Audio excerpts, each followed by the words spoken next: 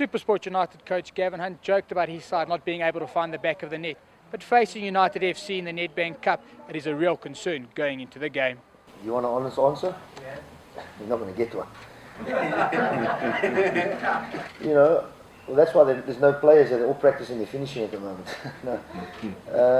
It's something, if you watch the game last night, it should have been, 4-0 at half time, but obviously it's not the case. We're creating a lot of opportunities. I don't think we're playing that bad. I think we're playing better now than we went 13 games unbeaten in the first half of the season.